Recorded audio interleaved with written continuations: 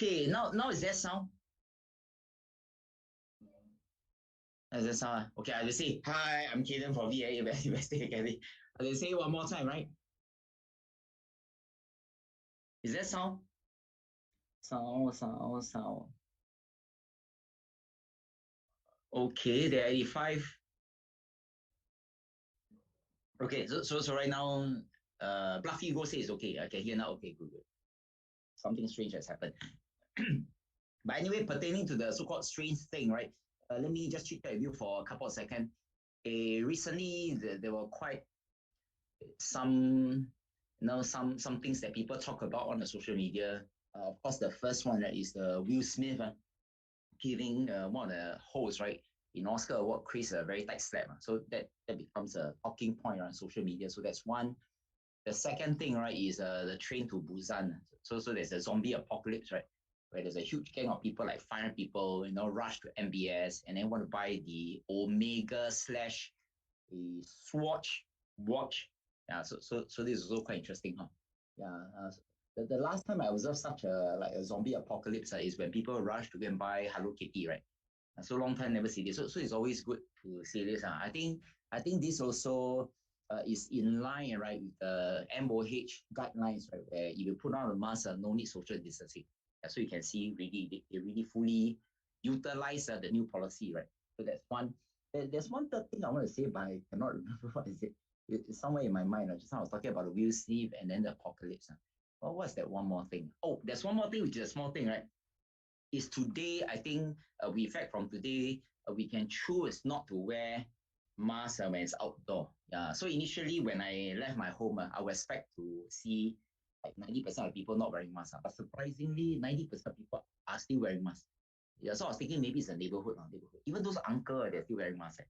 Then after that, I took a Grab, travel all the way to Asia Square. Then again, I expect most people who don't wear masks, but people are wearing masks. Wow, so quite interesting. Maybe it's first day. Also 1 day, 10 days, 20 days. And when weather too hot, they will stop wearing masks. So these are three things that's happening around, right? But of course, there's one thing which is quite unfortunate that is happening, right? Is the Russia and Ukraine conflict. So maybe I show you the slide right now. And I'll just need a team member to flip to a slide and let's see while you can hear my voice. Just want to double confirm that you can see, right? So if you look at the slides over here, just to let you know that unfortunately, as of today, this Russia's invasion of Ukraine has reached day 33. So I'm not a political commentator, right? Sometimes I'm just thinking how this is going to end when the western part of the world sending weapon to Ukraine, right? And then the Ukraine president appears. I'm not very sure whether he want to join NATO. And if you say yes, oh, that's going to be worse. Yeah, so again, I'm not very sure how it's going to develop. Yeah, but I'm an investor, right? So even though I pay attention to people rushing to buy Swatch or Omega, right, or the war, one of my biggest, how should I say, observation is all about what's happening in the stock market. Now, if you look at this a diagram over here, this shows this stock, or rather ETF, right, called VOO. VOO, right, which is actually a S&P 500, right, ETF. Now, since the so-called war, right, or the conflict began, the VOO actually has dropped from the most recent high of 435.25 to, let me see, okay, to the lowest point of 383.34. So in other words, there is about a 12.7% drop. Now, 12.7% drop in the investment world is actually not a very big deal, right? Because in order for us to classify something as a bear market, right, drop has to be 20% or more. So this is not a bear market. It hasn't hit 20%. So this is like more or less like a correction, right? So what I did was when it was at the bottom, nobody knows where's the bottom, but I find it is a bit quite low already. So what I did was on the 10th of March, right, midnight when I cannot sleep. So actually I bought VOO. Yeah, so my purchase price is about 391.39, right? So right now it's about 418. Yeah, but remember this is not to say that I'm very good or whatsoever, but rather I know that for S&P 500, whenever there's so-called a bear market, right, it's always a bull market. So I make a very small entry over here. So that's about, on paper it's about 7% in 20 days. But my plan is to hold it forever. hold forever, right? So this is just to illustrate that, sometimes when there are things happening around us, some big things does affect the stock market. And maybe, right, that trouble will become an opportunity. But of course, we all want a peace for the world. So we hope that, we wish, hope, pray that eventually this Russia-Ukraine conflict will resolve. Yeah. Okay. So that's one. So what I'm going to do is, just now I was saying when things affect the stock market, how can we take advantage? So I will need one of my teammates to play this video. Now, but before my teammate play this video, just to let you know that I played this many times. I think it's like 3 times. Yeah, but it's so important. I'm going to do it for the 4th time. Okay, so I just need a fun help to play this. Warren Buffett, Peter Lynch, Seth Klarman, John Templeton. I'm going to tell you what they're good at. Statistically, you're going to spend 1/3 of your life in a bear market. So get used to it. You got to embrace it. Seize the power of the bear market. It's the way good investors increase their returns. It really is. Every good investor you can throw out. Throw me a name. Warren Buffett. But they buy a stock and they think if it goes up, it's wonderful, and if it goes down, it's bad. We think just the opposite. When it goes down, we love it because we'll buy more, and if it goes up, it kills us to buy more. Peter Lynch. We've had 15 declines in 93 years. So every 6 years, the market's going to have a 25% decline. That's all you need to know. You need to know the market's going to go down sometime. So you take advantage of these declines. Seth Klarman. Our rhythm is opposite most of the market's rhythm. We buy things when the market's down, we sell things when the market's up. John Templeton. That the right time to buy shares is in the later stages of a great bear market. Everybody knows every bear market's going to be followed by a bull market, so why not prepare for it at the right time? You throw me a name and I'm going to tell you what they're good at is buying when things go on sale. That's how they make their good returns. Hi, it's Lauren Templeton. It's a beautiful day in Tennessee, and I'm sitting here enjoying my new copy of Value Investing Simplified by Cayden Chang. It's a great book. I hope you pick up a copy and enjoy it yourself. Okay, welcome back. By the way, this should be the 4th time I'm playing this video, right? And I just want to let you know that this is one of the best video that we ever produced. But of course, I'd like to thank Miss Laura Templeton, who is the descendant of Sir John Templeton, who has shared her wisdom. Okay, now, if you look at my slide over here, right, just to let you know that these are some of the videos that are at our channel, right? And the channel is actually called youtube.com. Let me just circle youtube.com/Value Investing Academy. And the video that I watch is one of the many good quality videos that we have produced. So please feel free to scan this QR code. I think right now we have about 4.5K subscribers, right? So we are still very far from, some people who have 4 million, 400,000 and so on. So I'm going to pause here for a short while. If you are using your PC to watch, right, just help us, do us a favor, right, so that we can produce more content. You just need to take a phone, scan this QR code, and then when something pop out, right, you just click subscribe. Yeah. So I just pause here for a couple of seconds, right, so that you can subscribe. But in the meanwhile, can I just double check, is the voice better now? Just now was a bit soft, right? I think we make some small little technical adjustment, right? Yeah, is it better right now? Actually, I'm speaking using the same volume, but is it louder than, is it better? Is it better? Okay, I just wait for a few seconds for you to respond. Okay, good. So you just take a photo of this QR code. Yep. Okay, so let's get started, right? Right now it's about 7:41. Just to let you know that welcome to our monthly, right, ViA US case study where we shared value-related stocks that we have discovered recently. And today is going to be quite interesting. Today we have invited one of our authors. His name is called Zhen Hong. Zhen Hong is always quite a regular author sharing about this company, right? So today, as usual, we're going to share with you one company that, at least from the value investing angle, is pretty good. And whether it's undervalued or not, I'm just going to keep you in suspense, right? So Zhen Hong is going to share one company. Then later on, I'm going to share another one. So which means that out of the 200 people, 200 people that are watching this, today you're going to have 2 wonderful companies to look at. Okay, so it's going to be worth our time. So stay with us, right? Now, so before I bring Zheng Hong up just to let you know that the company that he's going to talk about is one company that Berkshire or Warren Buffett has previously invested, and it's called a Synchrony Financial. Synchrony Financial. By the way, just to let you know that this is a very ulu company, right? And because it's a very ulu company, right now the price is pretty depressed. Yeah, later on when I show you the intrinsic value, you'll be surprised. Yeah, so we are always looking for companies that people are not looking out for. We're not looking at PayPal, Netflix, not all the influencers are looking at, no. We're looking at something that's good, that's depressed because nobody is paying attention. So let me just do a very quick intro, right, to make Zheng Hong's life easier. Just to let you know that this Synchrony Financial is actually a spin-off from General Electric. Yeah, and it's a retail financing business. It's a spin-off of GE's retail financing business.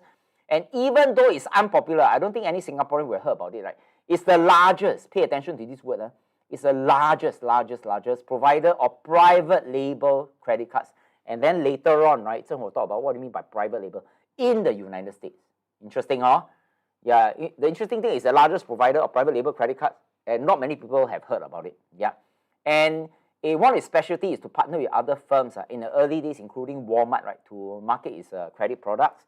And it operates in 3 segments: retail, payment solution, and finance.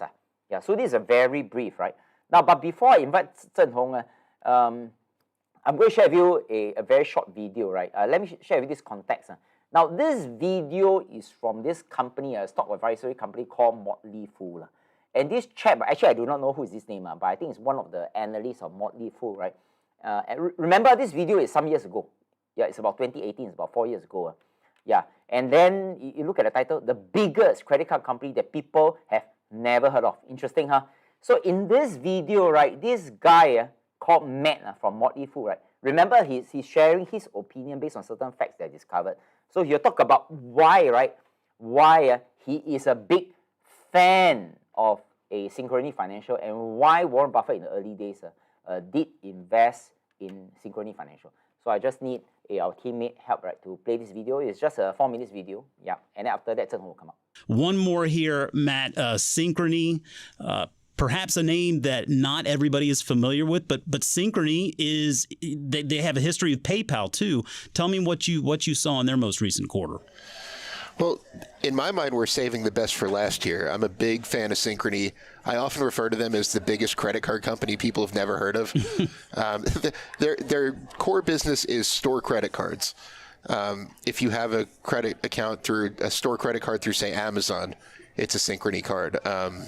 My furniture I bought at Rooms To Go was on a Synchrony card that was offering 0% financing.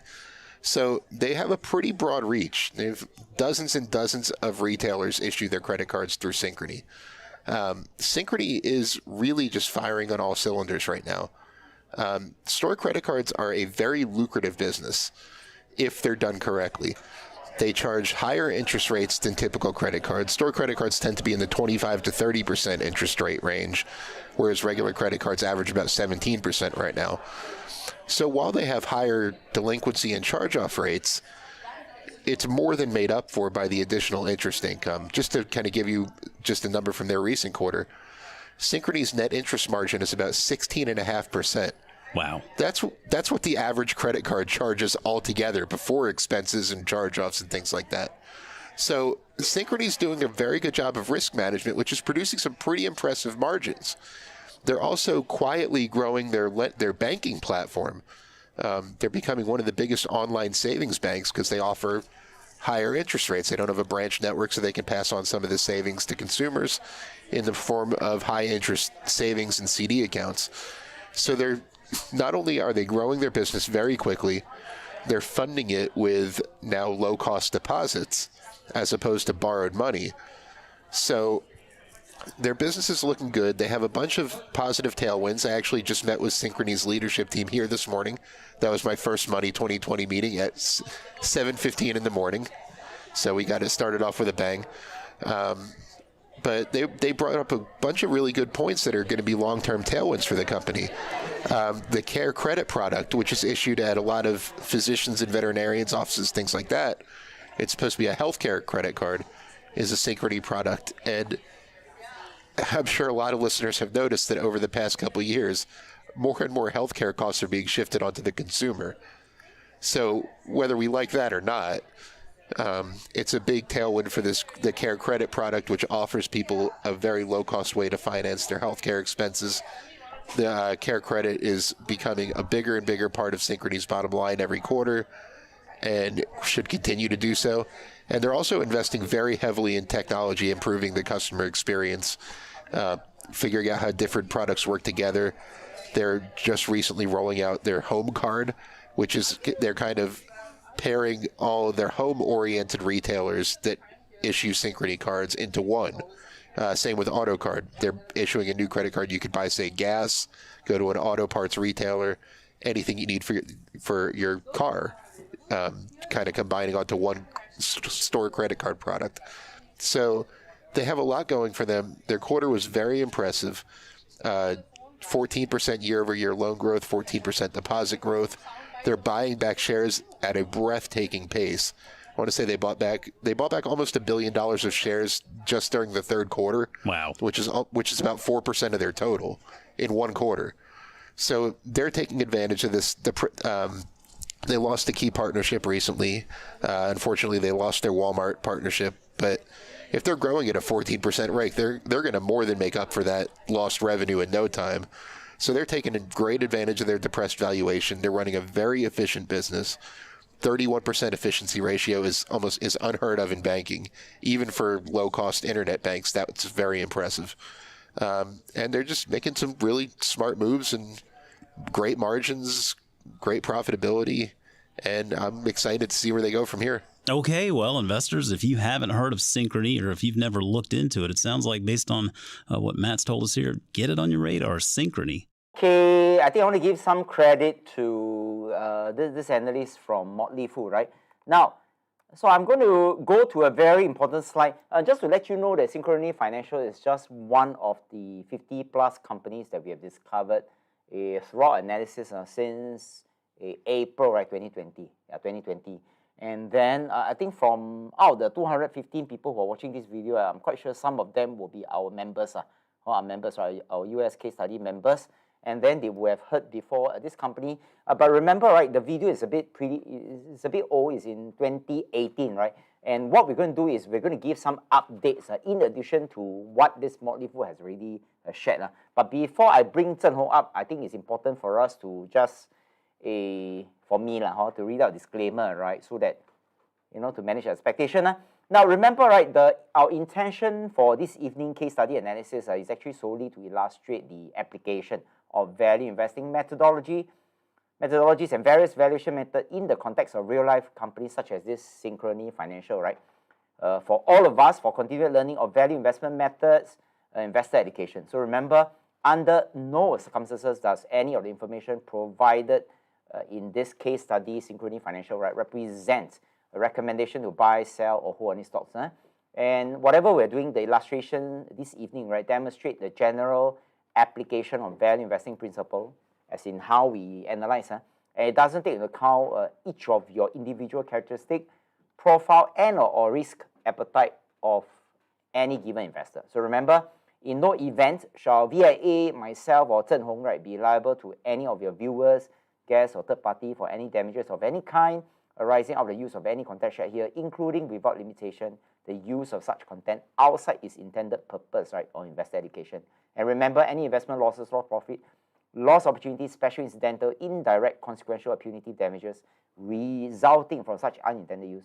So remember, neither My Kinesis Investments Private Limited, ViA, right, nor myself or Zhen Hong, the case studies, are operated or affiliated with any broker, dealer, right, or licensed financial advisor. So remember, past performance is always a poor indicator of future performance, and the information in this evening presentation is not intended to be, nor does it constitute any form of investment advice or recommendation. Again, neither ViA nor the authors, which Zhen Hong and myself, makes any representation or warranty as to the completeness or accuracy of the information in tonight's case study, which is Synchrony Financial. So with that, I'm going to bring Zhen Hong up, right? Zhen Hong, are you around? Okay, I'm your host for this section. My name is Zhen Hong. Okay, so as mentioned by Cayden just a moment ago, today we're going to look at this company called Synchrony Financials. The ticker symbol is SYF and is listed in the New York Stock Exchange. So for our US case study subscribers, it is case study number 23. And for today, we are going to do some updates. Okay, I'm going to share with you guys the latest news regarding these companies and follow up with some updates on the valuations, etc. Okay, so as mentioned, for all intent and purposes, this update is on the case study, right? Is so that subscriber is to ensure that the subscribers are up to date for this company.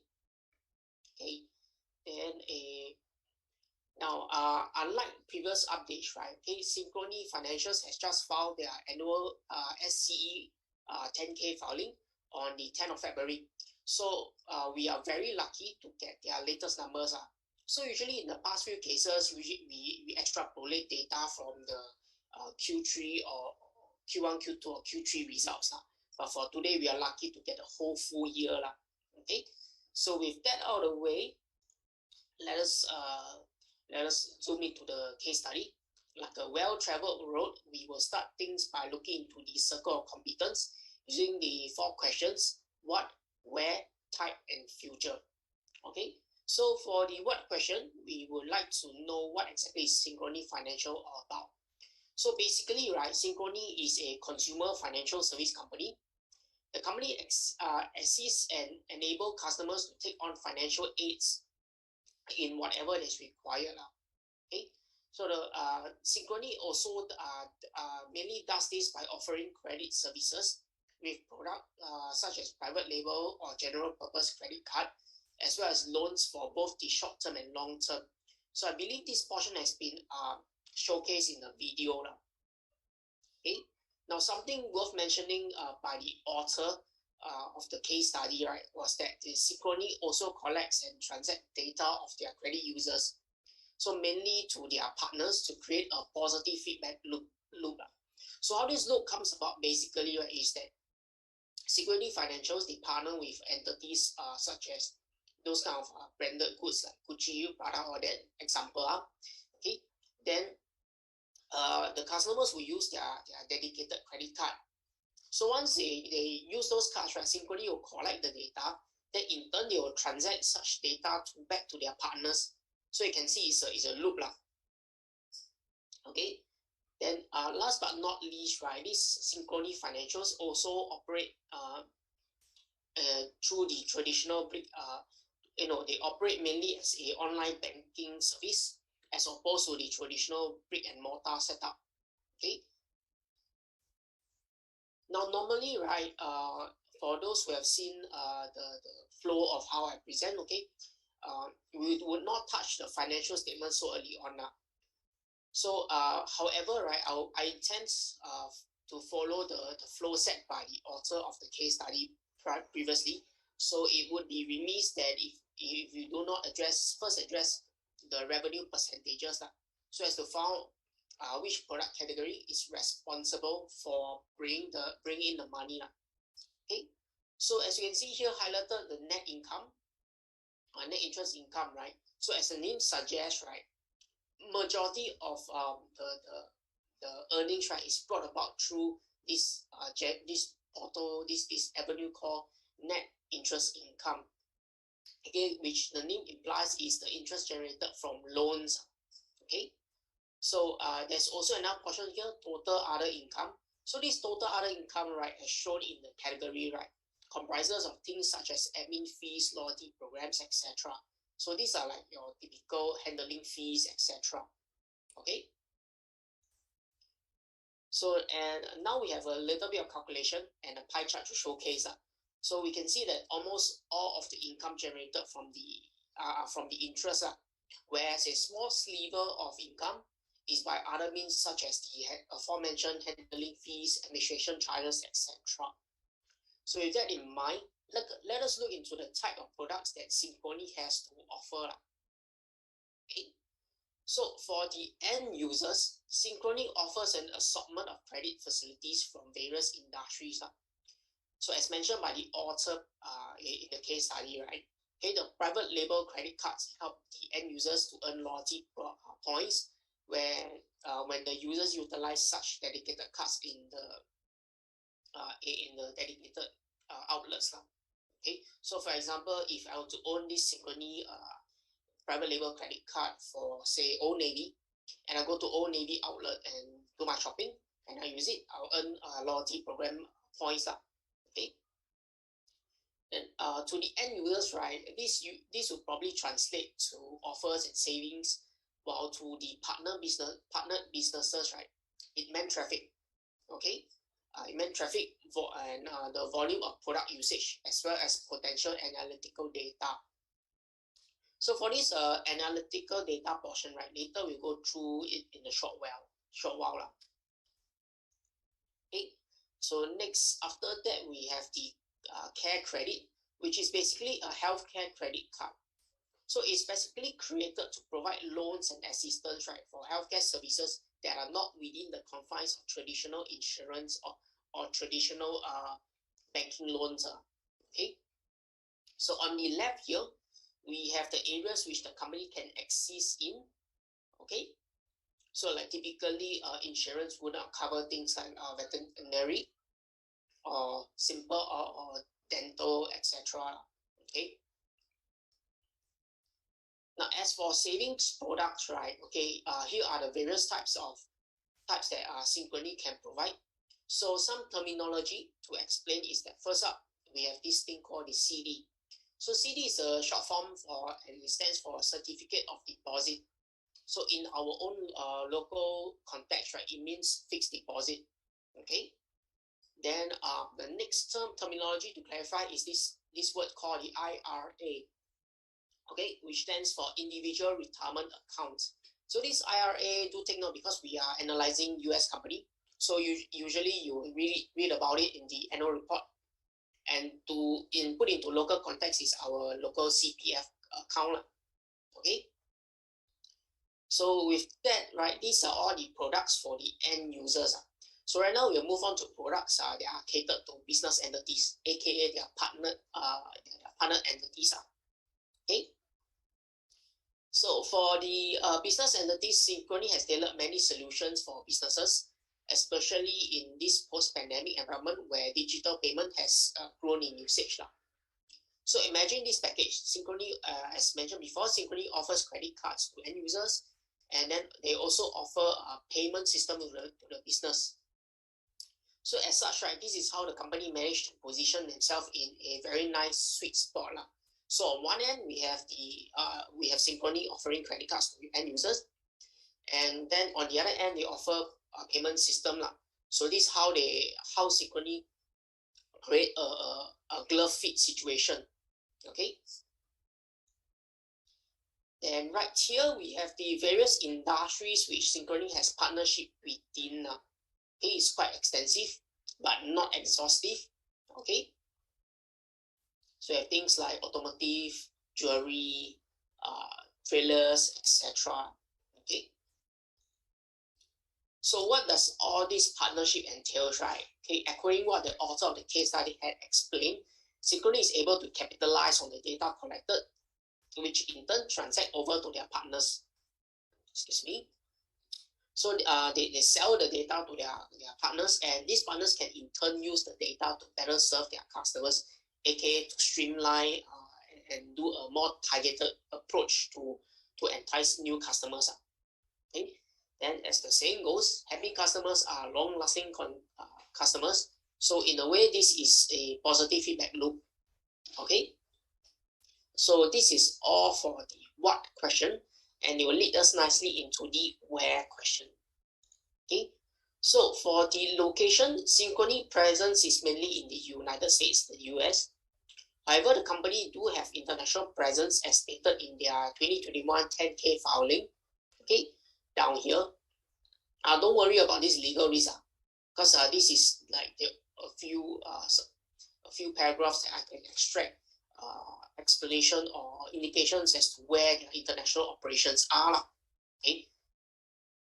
So we have areas such as India, Philippines, Canada. Okay.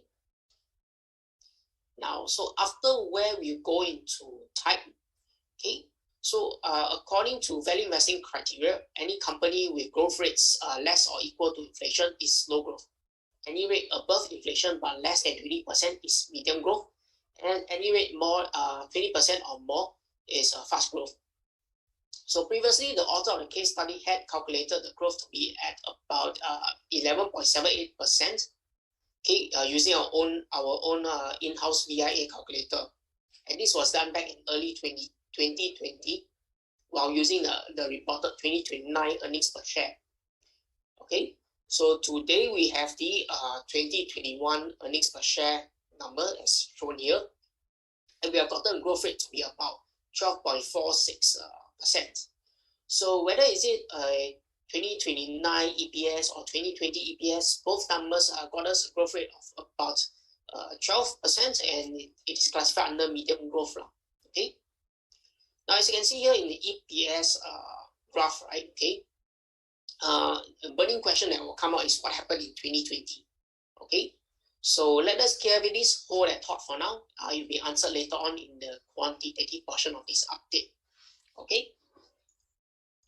So along the lines of type, right, okay, taken from the NASDAQ website, Synchrony is a dividend-paying company with an annual yield of 2.53%. Okay, it's stated down here. So the bonus info here is the price to earning ratio, PE ratio, which is at 4.95, about 5. So this means for the price for the price at the time of writing, right, investors will be paying about 5 times the company's ability to make earnings. Okay, so do take note, this is a bonus info. Okay. So after type, we'll move on to future plans. So in future plans, we usually explore what the company's management had set forth for the to showcase how they want to navigate the companies in the coming few years. So to that, right, Mr. Brian Doubles, the president and CEO of Synchrony, has highlighted via the 2020 letter to shareholders 4 main categories that the company would focus on now that Synchrony has successfully navigated past a stormy pandemic. Okay, so all these future plans right now, right, is the post EPS dip that you can see here. Okay, because the latest number has shown that they had navigated past the troubled waters. Okay. So under the header of strategic priorities, right, first up we have win and grow large partner programs. Okay, this portion here. Okay, this one is very straightforward. Synchrony's intent to rope in more partners, ideally big partners, so as to drive growth. Okay. Then the next point is to diversify and expand new products and market, which is down here. Okay. So the company intends to widen its reach by expanding their product offerings, network of partners, as well as leveraging on technologies. So this is basically what these 4 pointers are talking about. Okay. Then thirdly, we have the desire to improve customer service. A conventional future plans for Synchrony, it is with the non-conventional means. So this is because they do not have a physical store, they do not offer physical contact. So the company wants to achieve this by improving their products, be it new products or product acceptance. Okay, this is especially so, right, with the advent of digital and contactless solutions, payment solutions. Okay, so another factor that would aid this is via their data analytics to drive innovations. Okay. Then the last point we have under the future plan, which is shown down here, is the strong balance sheet and financial profile. It's also another very conventional future plan. Then this point is showcase the company's desire, right, to be shareholder friendly, and it is a welcome sign, especially in the backdrop of the pandemic. Okay. So after future plan, we'll move on to Moat, and for Moat, right, it is to identify the competitive edge of Synchrony Financials. So the author of the case study previously has approached the Moat with from an unconventional angle. So to that, right, I implore every subscriber to review the case study number 23, as it does shine a spotlight on things that are not commonly explored. Okay. However, instead of parroting what was explained, right, I would offer another angle so that you, the viewers, right, can have both point of views together to make your own informed decision. Okay. So with that out of the way, for Moat, we have two factors, high switching costs as well as brand loyalty. So for high switching costs, right, it mainly applies to business entities. So we recall back, right, to the product page. Synchrony, they offer technology solutions to business now. So in essence, right, they offer the payment gateway or the payment system to businesses. So logically, such solution, right, would be a good fit to the products offered to the end users. So in essence, in other words, right, the payment gateway or the payment solution would be highly complementary to the credit cards offered by Synchrony. Okay, so if let's say the customers were to switch over to another payment gateway or payment platform, this will incur some form of cost, and that's why the high switching costs down here. Okay. Then also having a mature pool of customers on the Synchrony platform, right, would make business rethink on dropping Synchrony, right, in fear of losing the customer pool. Okay. So after that, we have the brand loyalty, and this applies to both the end users and the business entities. So this is evident from the long-lasting partnership from various entities as well as the loyalty programs for the end users. Okay. Now this would complete the qualitative portion of this update. So now we'll move on to the quantitative portion, starting with the validation of the Moat using a couple of numbers, or rather a couple of measures. Okay, and that would be the ROIC, short form for return on invested capital, in green here, and WACC, short form for weighted average cost of capital, in red here. Okay, so the black line shows the difference. Okay, then these two factors are what we look at when validating the presence of Moat. So value investing criteria states that ROIC has to be bigger than WACC for us to quantitatively say that Moat is present. Then the bigger the difference, the stronger the Moat. Okay, so this image here is taken from growth focus, and immediately we can see that the difference between ROIC and WACC are generally in the positive region, despite the 0 in 2020 down here. Okay, then in spite of the narrowing of the gap in the first half of the decade, right, Synchrony is able to pull it bigger in the recent years. Of course, say for 2020 down here, so you can see the difference is actually dropping until 2017 where it starts to increase. So let's say if we ignore 2020, it would have been a very nice uptrend, or rather the difference is widening. Okay, and this signifies a plus in the value investing criteria. Okay, so now after the ROIC and WACC, we'll move on to earnings per share, EPS, which you guys would have seen, have a short glimpse on it just now. Okay, so according to value investing criteria, EPS, earnings per share, has to be on the uptrend. If not, it has to be stable. Okay, previously the author of the case study did establish that the EPS is generally on the uptrend. Okay, and as mentioned previously, 2020 is the year of question, with the dip from 5.56 to 2.27 down here. Okay. However, right, the EPS recovered splendidly in the latest year, 2021. So taking all this into consideration, EPS is likely a pass in the value investing criteria. Okay. Now the formula for earnings per share is earnings divided by shares outstanding. Okay. So based on this formula, right, for EPS to go down, okay, either earnings decrease or shares outstanding increase, or both. Okay. So to investigate this, okay, we will tackle this problem by starting with the shares outstanding, as it is usually the easier number to look at. Okay. So for shares outstanding, I've extracted this from growth focus. then we can see that the number appears to be decreasing over the decade. Thus, we can hypothesize that the decrease in EPS is likely due to the decrease in earnings and not due to the increase in shares outstanding. Okay? So to confirm this, right, we will have to look at the earnings in the income statement. Okay?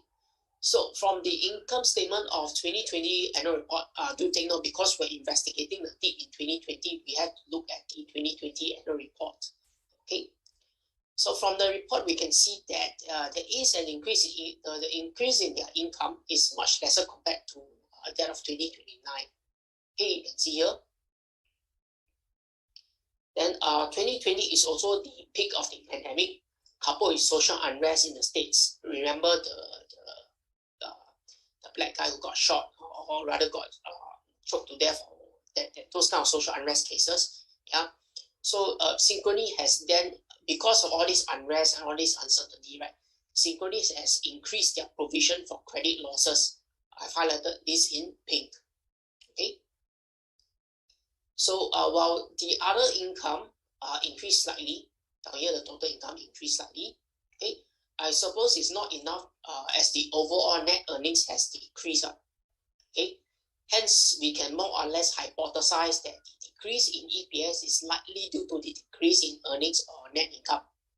Okay, nevertheless, value investing philosophy wants us to find out the reasons as to why there is such an increase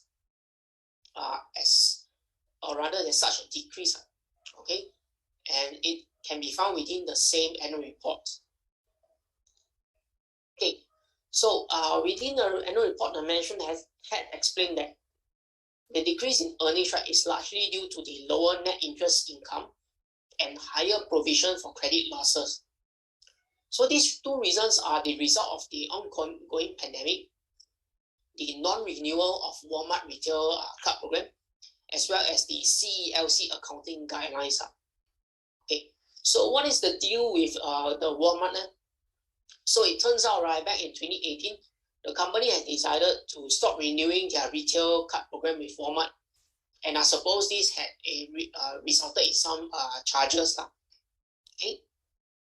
Now, as for the CECL accounting guide, right, the adoption of the guide had made Synchrony increase their provision for credit losses. So despite being one of the factors that lower net earnings or income, right, this can be viewed as a good thing, because it means that Synchrony, right, by accounting practices, right, they are obliged to ready a significant resource to cover credit losses. Okay, so and this point we have to take note, because from this moment onwards, this CECL accounting guide will be one of the determining factors for how much they account for their credit losses. Okay, so all in all, we can conclude that the decrease in EPS is due to the decrease in earnings as a result of the pandemic, the non-renewal of Walmart program, as well as the increase in provision credit losses. Now, again, I want to stress that this is for the FY 2020, and the EPS for FY 2021 had since recovered and is even higher than before. Okay. So now, after EPS, we'll go into gross margin. Okay.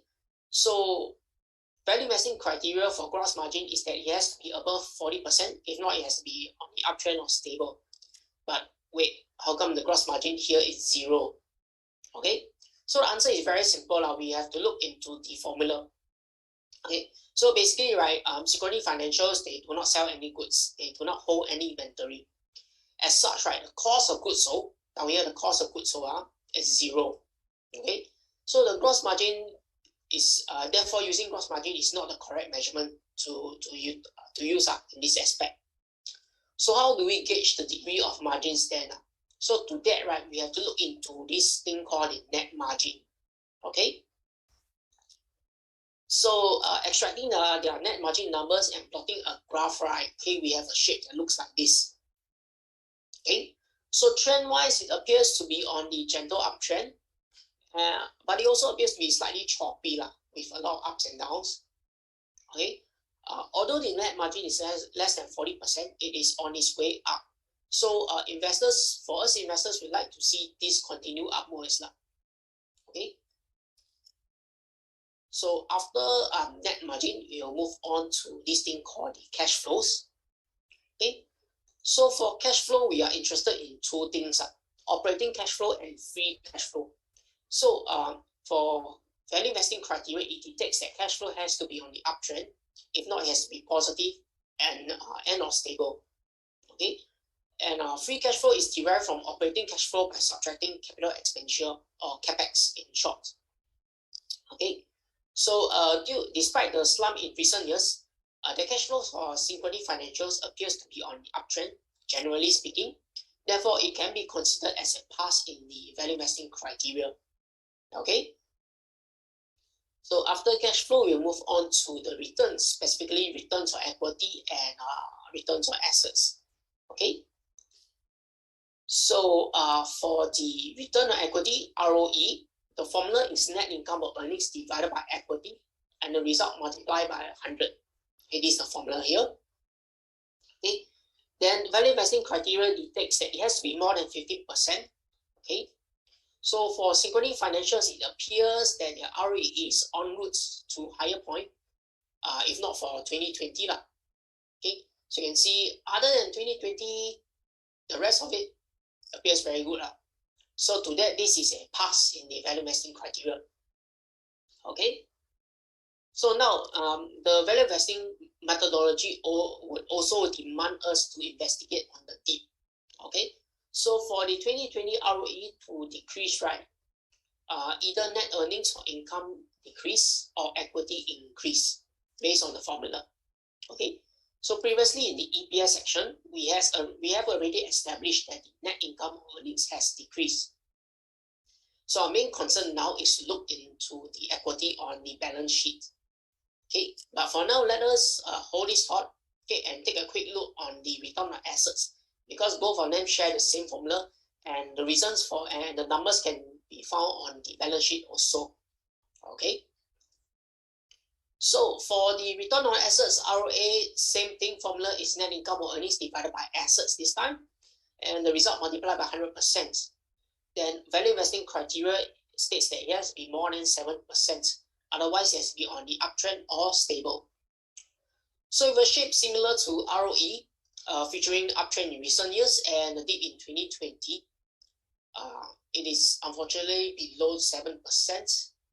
Okay, and it does limit our confidence slightly. Okay, so unfortunately, to that, ROA appears to be on a fail in this criteria. Okay. Now, based on what has been discussed, we will look at the balance sheet for any signs of increasing equity and assets. Okay. So, looking at the balance sheet for 2020, we can see that there is indeed a decrease in the assets. Okay. So we can conclude that the decrease in ROA is not likely due to the increase in assets, but rather the decrease in earnings or net income. Okay. Similarly, for liabilities and equity portion of the balance sheet, right, it appears that there is a decrease for both of them. So for ROE, the decrease in ROA is also not likely due to having more equity, but instead it's due to having less earnings or income. So in conclusion, right, ROE and ROA decrease is due to the lesser net earnings or income rather than having more equity or assets. Okay. So now, after looking at the balance sheet, we'll move on to the debt. Okay. Okay. We'll look at how the company manages debt by using a debt to equity ratio. Okay. So for debt to equity ratio, this is a measure on how much the company is borrowing to finance its operations. So value investing criteria demands that this ratio must not be more than 0.5. Okay. In other words, in ideal cases, companies should not borrow more than half of its operating requirements. Okay.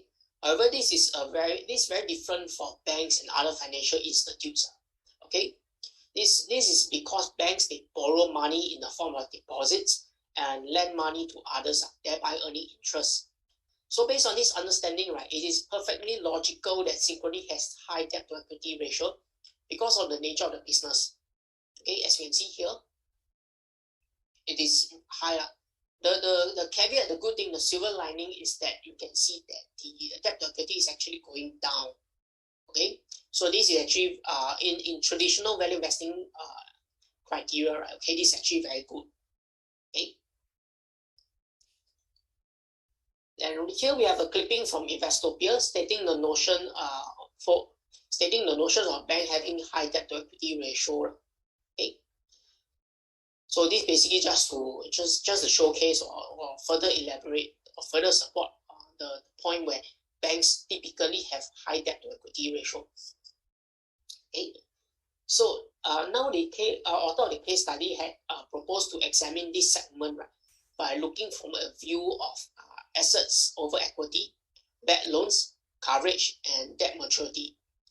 Now, for viewers, do take note, this is something very new, or rather, this is something uniquely to financial institutes. So do pay extra attention from this moment on. Okay. So for the assets to equity, right, Synchrony's 2021 10K filing, the assets is at 95,784 million, while the equity is at 13,655 million. So the resultant ratio is at about 7.012, less than 15, and this is a pass in that sense. Okay, it implies that the company is not being over leveraged.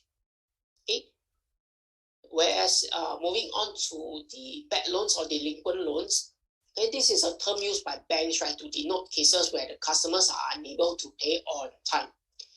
Do take note, the keyword is pay on time. Okay, so they are classified by the length of delinquency. Example for the year 2021, right? Okay, there are loans that has not been paid and are within the 30 to 80 days window is about 1.5% of total loans receivable for that year. So right here, 1.5% within this window. Okay. Now the total delinquent loan for FY 2021 is at 2,144 million, which is about 2.6% of the total receivables. Now this 2.6 is very important, quite a key number. So let's KIV this and put this into context. Okay. So, and this context is by using the leverage ratio. So remember 2.6%, ideally having less than 2% of bad loans would be great for banks. So for Synchrony to have 2.6% of total loans receivable to be bad loans, right, could be slightly worrying. However, the company has increased their credit losses for the year, as mentioned previously in the EPS portion. So to that, right, their credit coverage is at 485.6%, well over 100%, and this is a very good sign. Okay. So lastly, for debt maturities, looking at the 2021 10K, we can see that for the next 5 years, these are the amount of debt Synchrony needs to fulfill. So basically, this portion here means that they need to pay back to entities who they borrow on a year-by-year basis. Okay. Now, assuming that from this moment, Synchrony will not have any more cash input, that means no more cash going into the company. Okay. So it is safe to say that the company is able to stand its ground, or is able to hold for the next 2 years with regards to fulfilling the debt maturities. Okay. So after this debt portion, okay, we'll move on to see how well the company is positioned for the future by looking at the SKIM or SKIM acronym. Okay. However, before that, there is a summary for the debt. Okay. So in the interim, right, the company has sufficient cash to fulfill debt maturities for a year or two, most probably until early 2024. they, in the view of the chaos around the world, has preemptively increased credit loss allowance to well above 100% of delinquent loans. Assets to equity is about 7, less than 15, which means that they are not overly leveraged. Okay, yeah. So in essence, they are in the short term, it seems that they are doing quite well. Okay, in managing their debt. Okay, so after this, we go on to SKAN or SKIM. Okay, so for viewers, I'm using the SKAN acronym, which basically similar to SKIM, just different wordings. Okay, so firstly, specialized label. It seems that specialized label is not needed because Moat is institutional. Okay. Competition being manageable is also, it appears to be plausible here because the gross margin is less than 40%. But generally, it's on the uptrend in spite of the slump in 2020. Okay. So this can be a plausible pass. Okay.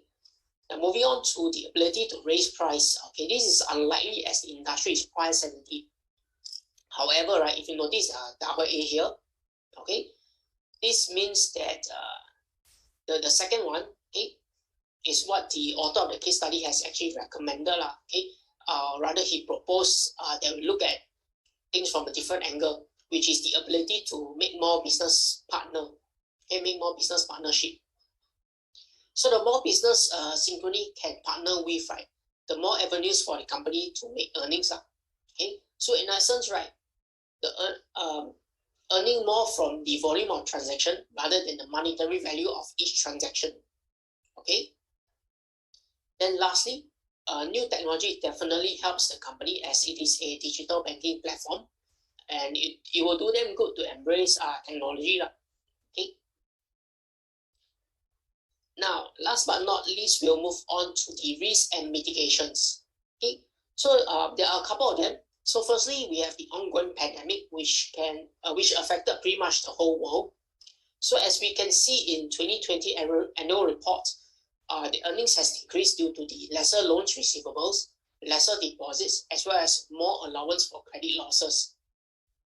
Now, the latter point, the credit losses is a good thing, and it shows that Synchrony isn't sitting idly but taking active steps to mitigate losses.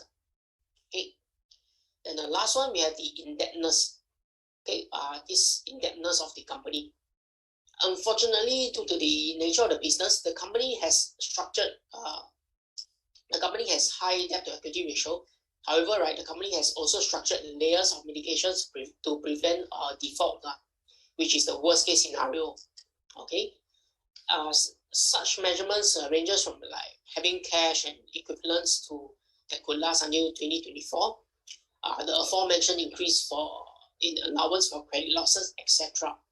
Okay, then Synchrony Financials appears to be not over leveraged, as its assets to equity ratios is under 15. So this is a good thing.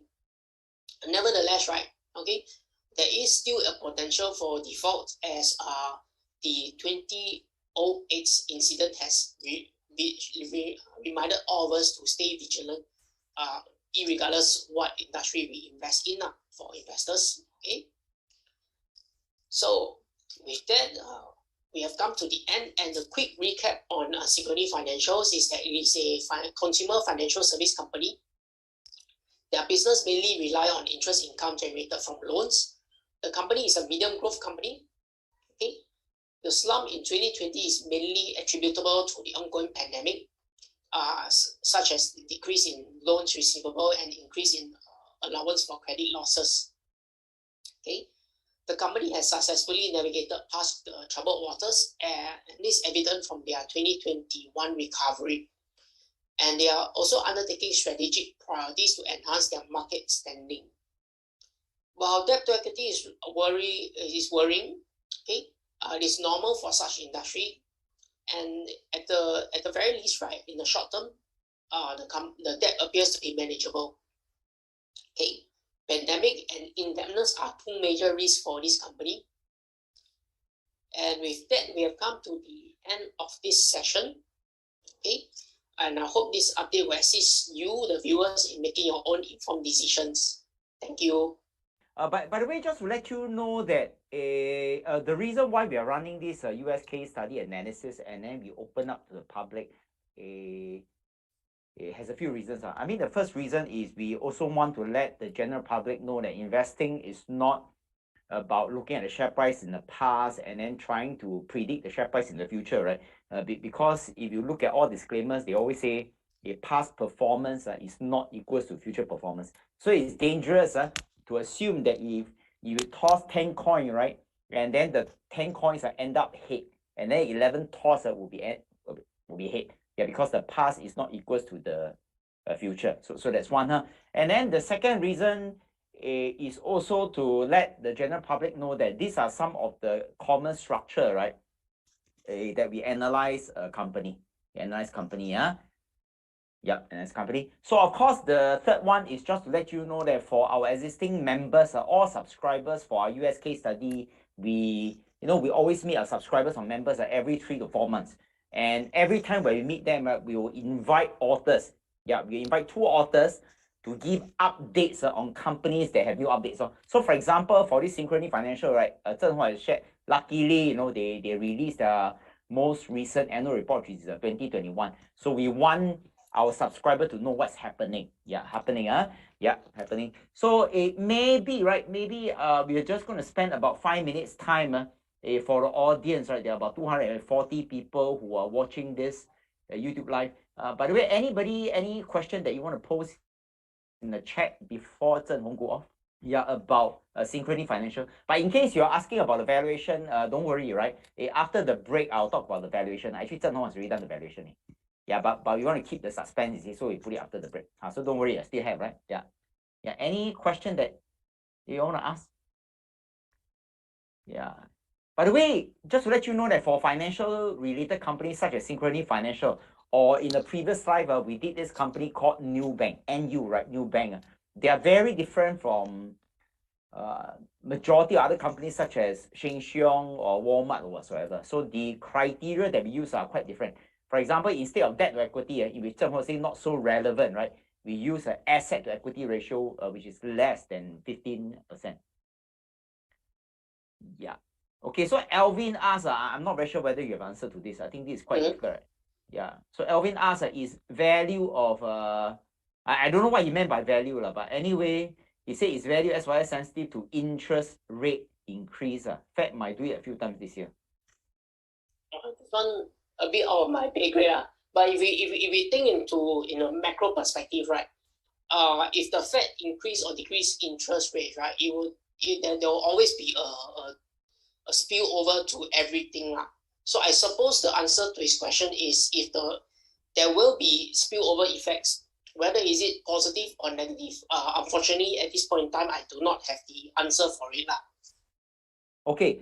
Anyway, just to let you know that previously in our YouTube channel, I did a video, right, about this Fed trying to adjust the interest rate. Now, just to let you know that when the Fed adjusts the interest rate is within a range. I can't remember the exact range, right? But they have to manage the interest rate within a certain range. Too high also cannot, too low also cannot. But let me just give a hypothetical example. What do you mean by, okay, maybe I give one example, right? If the Fed decrease the interest rate. Now, usually when the Fed decrease the interest rate is to stimulate a business, right? Is so that businesses can borrow at a lower interest rate. Yeah, so if you notice what the government, at least our Singapore government is trying to do, is for the past 2 years, do you realize that the government is trying to keep the interest rate low during the pandemic so that businesses can borrow. So if businesses can borrow, they can continue to operate, then businesses can carry on. But if they increase the interest rate and the businesses find very hard to borrow, or if they borrow, their interest is high, right? Their payout interest is high, you affect their profit and loss statement. So for example, for my business, I don't really borrow, but can you imagine that I borrow and then subsequently the bank increase the interest rate? Wow, then my payout, my expenses will be high, right? Yeah, so how should I say? So generally, decrease interest rate is good for business. Increase interest rate is bad for business. Then you know how Fed is going to balance. I think I better leave it to the Fed on the nitty-gritty thing. But I think the overall, if we want to really micromanage this, we have to ask ourselves, right? If we invest in this business, if the Fed adjusts the interest rate a bit, remember, right, 96% of their income comes from interest. So in other words, if the government increase the interest rate a bit, I'm just guessing, right? I'm just guessing the interest income should increase. But again, if businesses decide not to borrow, then it's counterproductive. Yeah. Okay. Yeah, so remember, in general, right, a decreased interest is good for business, and increased interest is bad for businesses. Yeah. Okay, is there any other question? Well, this is I think this one really is a difficult question. Yeah. Any other things that you want to ask? Maybe specifically more detail, right, into Synchrony Financial? Anything? Interesting, Yeah, you see, Synchrony Financial is unlike Tesla. I think I find it slightly more difficult to understand, right? The ratios are totally different. Yeah, because it's a financial company. Anything you want to ask before Zhen Ho take a break? Don't have, Okay, I'm going to count to 5, right? 5, 4, 3, 2, 1. Okay, don't have, Okay, don't have, it's okay lah. Hey, Zhen Hong, by the way, thanks for doing analysis, right? And then the update of Synchrony Financial. It's a financial company, so it's a bit slightly more difficult. Yeah, and then thanks for pointing out that going to detail, right, which is the which one? 2021, 2020, 2019, right? Is it 2019 or 2018? Usually it's those years. I think today our main focus is on 2020 because that is the slump that happened. That's the deep lah. Yeah. Okay. Thanks for explaining the 2020 one. Anyway, there are 3 reasons he has said, right? The pandemic, and then there's this new what, DECY or CECY. Yeah. Yeah. Basically, the slump is because of the pandemic. Also, they canceled the Walmart. Yeah. Then lastly is the accounting guys. These 3. Okay, good. So there is no question. Zhen Hong, thanks. You can have a rest already. Thanks for joining us again for this evening session. Okay, thank you. Stop share. Yeah, you stop share, and then I will share my screen, right? Okay.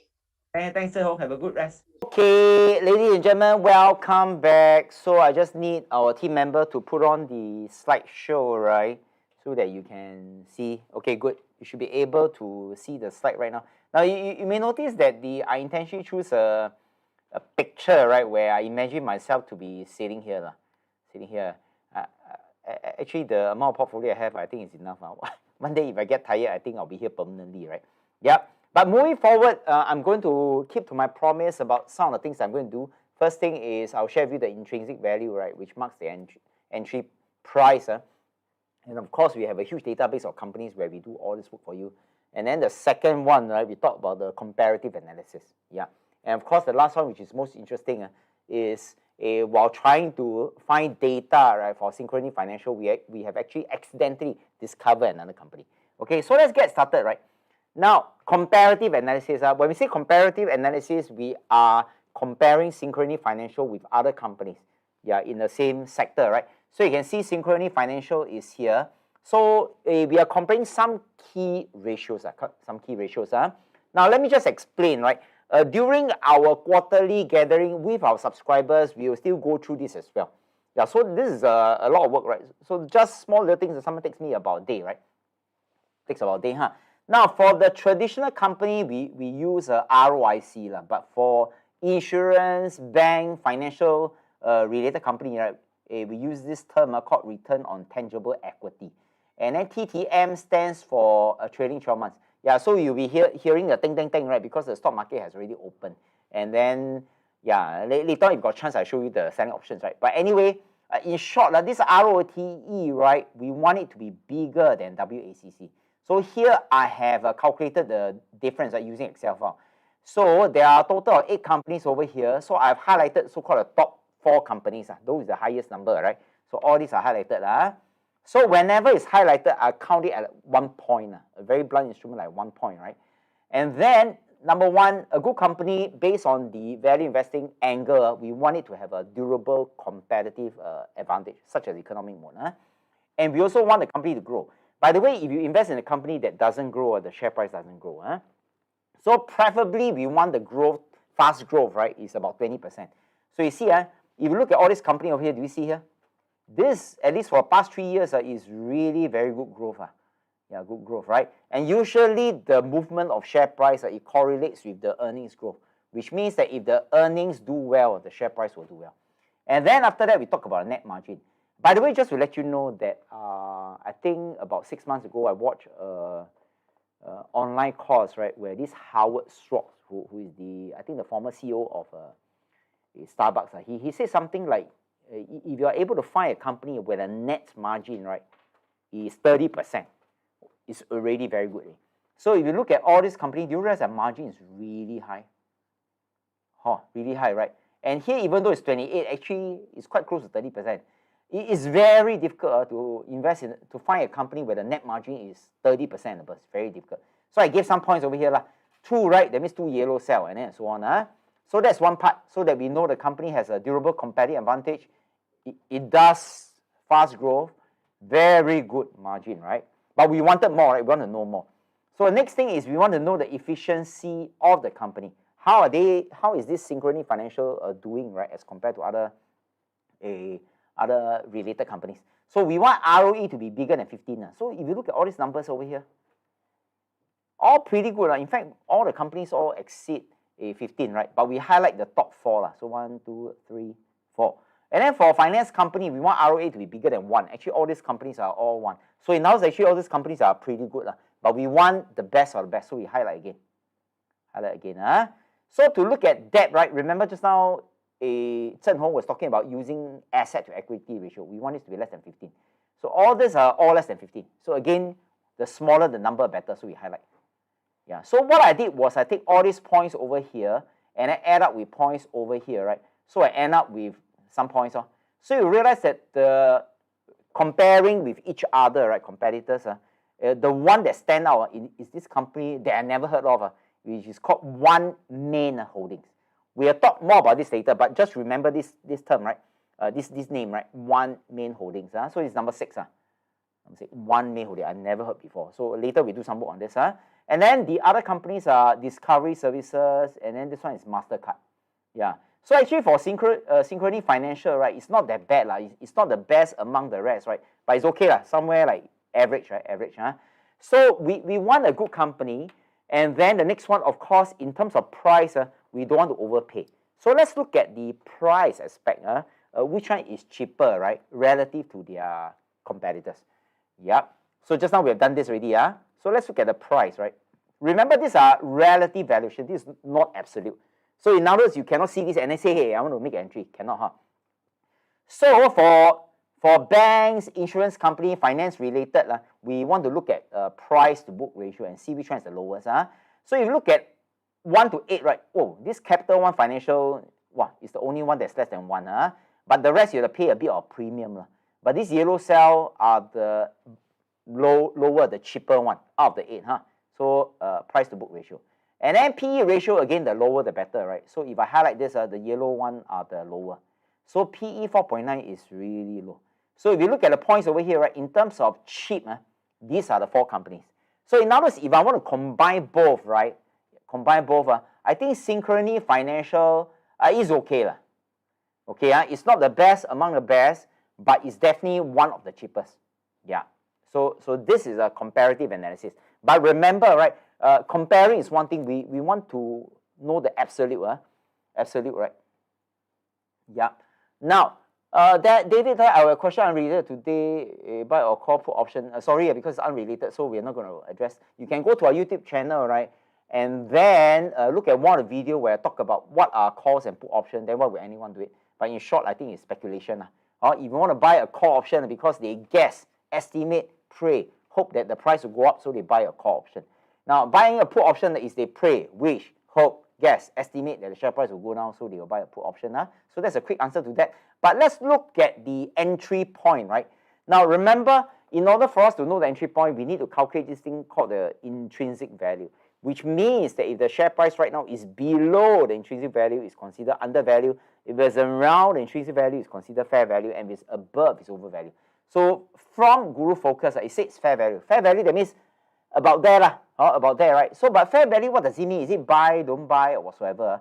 But from Warren Buffett's angle, right, he once has a quote which goes something like, I would rather buy a wonderful company at a fair price than a fair company at a wonderful price. I think along the line, Buffett is trying to imply that as long as it's fair value or below, right, it's okay. But remember, right, ideally you want to be undervalued, because the lower that you purchase, the lower the risk, the higher the upside. So based on Guru Focus, you can see, right, this is their so-called intrinsic value, and the share price is around here. That's why they call it fair value. But the exact amount is what, you see? The exact amount is their intrinsic value is 38. So the share price as of this afternoon is about 35, right? So around there.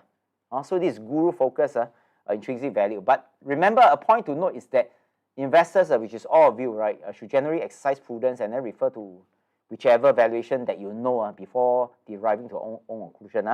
Now, so this is the Morningstar's analysis, right? Morningstar's analysis is the fair value is 43. That means the intrinsic value is much higher than Guru Focus. So this afternoon, the last quote is 35. So Guru Focus, fair value, Morningstar, undervalue. So that is the conclusion. But what is VIA's conclusion? Now, be very careful in just blindly looking at the system and intrinsic value, provided by somebody. This is quite dangerous. I think the key thing is we need to learn about investing. We need to know how intrinsic value is calculated, right? So in case some of you are grads, you will know that there are many ways of calculating. One of the ways we use is discounted cash flow but earning base. So this is the earnings per share of Synchrony Financial. And you can see, right, Zhen Hong already explained this point. This point, right? So you realize that 2021 is very good. So there are many ways, there are many points we can take, right? So let me just show you some of the points we can take. We can take this point, as you can see over here, right? We can take 2.55. We can take 5.56. Ignoring the so-called spike the last year. So we are more conservative. Now, so if you take this, more conservative approach, right? The intrinsic value, right? So 2.55, 5.56 are 7 years of data, right?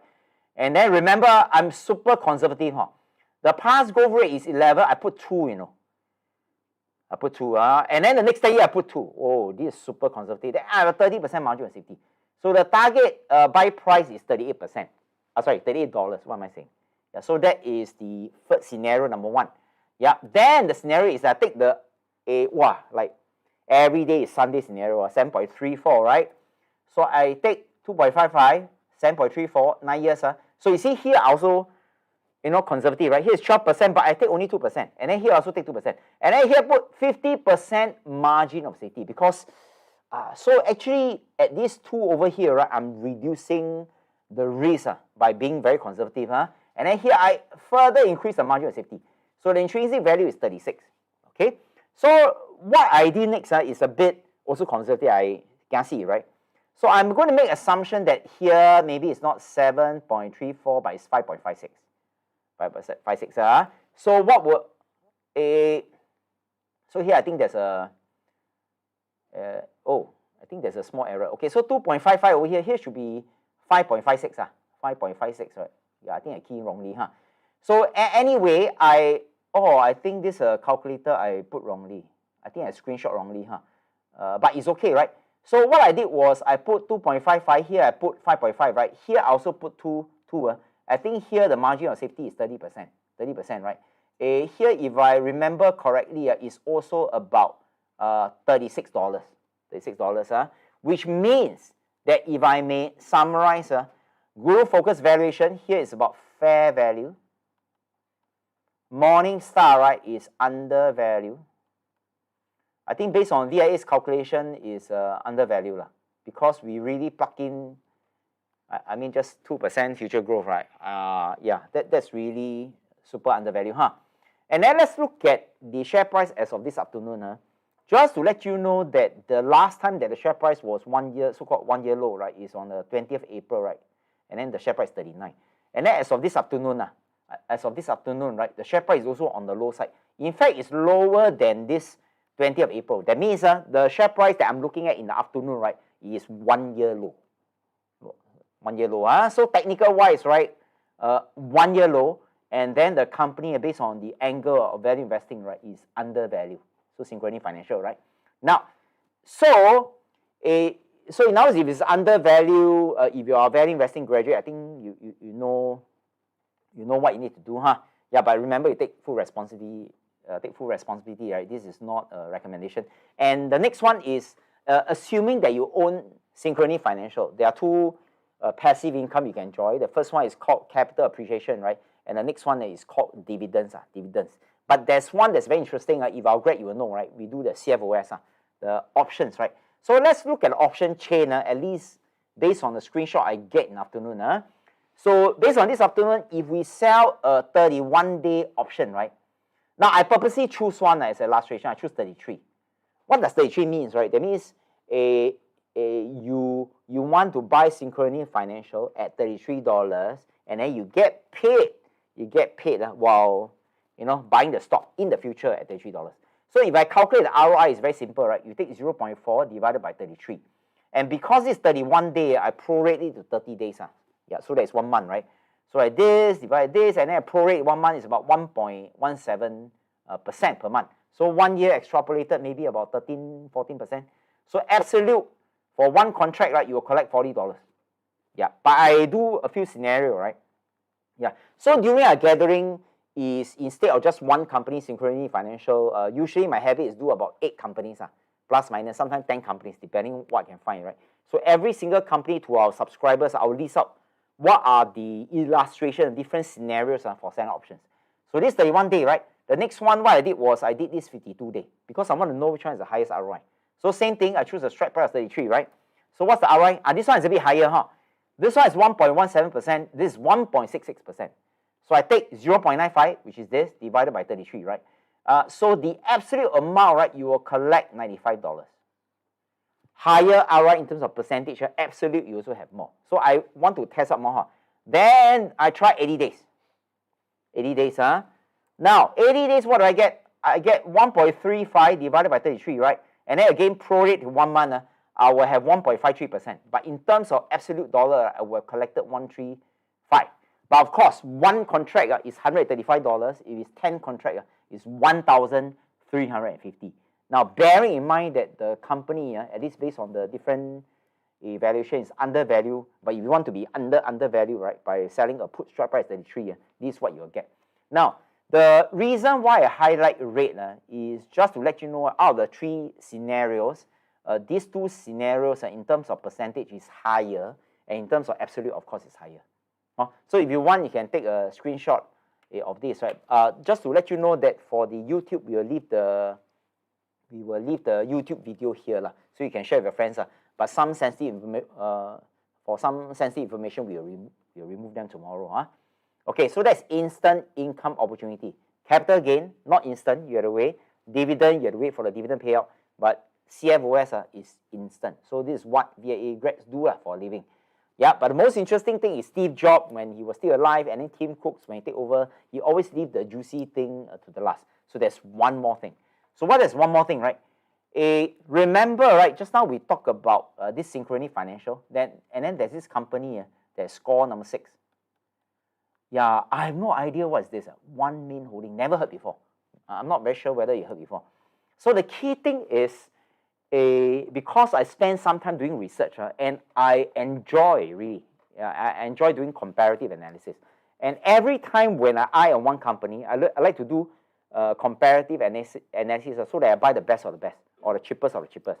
And it's through this journey or through this process that I may accidentally discover other companies. So this afternoon, I'm really happy, right, to discover this One Main Holdings. So okay, I didn't go to the detail, because not enough time tonight, but I do a very quick, some fundamentals, right, introduction, so that you know how the numbers are.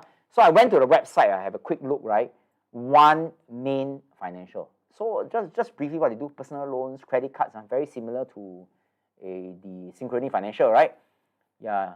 So it looks like some finance company where we can take loans. But remember, I didn't go to detail. So let's look at the numbers first. So remember, right, it's a brief fundamentals. So let's look at earnings per share.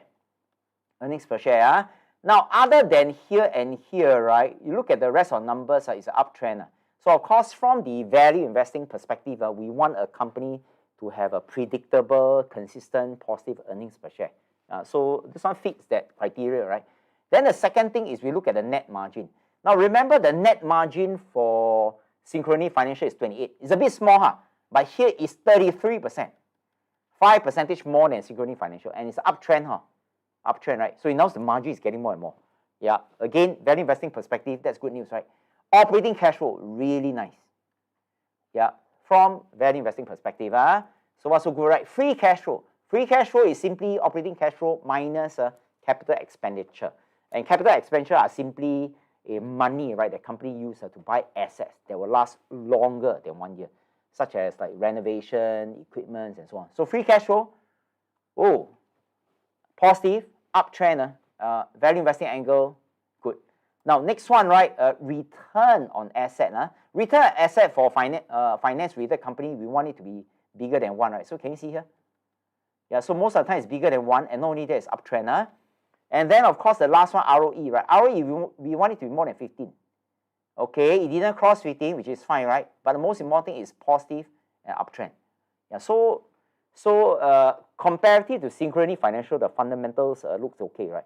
But of course, remember I didn't go into detail what they do and so on. This is just a very quick intro, right? Because I only discovered just hours, 1-2 hours just before this evening. But of course, the last part is this, the valuation, right? Valuation. Just now for Synchrony Financial, it looks undervalued from 3 angles. But what is the valuation of this company called One Main Financial? One Main Financial, right? It's okay, right? Now, so what I'm going to do is just to let you know that we will still push ourselves to find better companies to share with you how you can invest safely, right? And just remember, if you look at the icon on the top right-hand corner of this slide, we are ViA, and it stands for Value Investing Academy. And our mission is we care to make you a better investor. So remember, this is our, our hashtag, ViA, what me please, and then grow via ViA. Okay, so take care, right? Okay, goodbye. Have a good rest.